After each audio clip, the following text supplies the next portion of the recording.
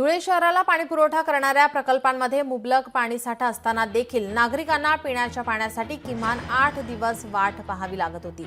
परंतु महानगरपालिकेने जुन्या नियोजनात बदल करून नव्याने 25 ठिकाणी फीडर लाईनमध्ये बदल केल्याने शहरातील जवळपास 70% भागांमध्ये आता 1 दिवसाआड पाणी पुरवठा शक्य होणार आहे। अशाच पद्धतीचे नियोजनात बदल करून लवकर शहरात 100% दिवसाआड पाणी पुरवठा केला जाईल असा दावा महानगरपालिकेने आता केला आहे।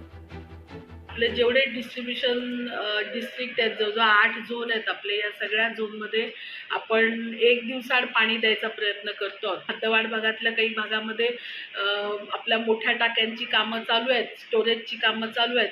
तो असा एक 30% भाग सोडला तर जवळजवळ 70% भागाला आपण 1 दिवसाआड पाणी देत आहोत। 70% भाग कव्हर झालाय।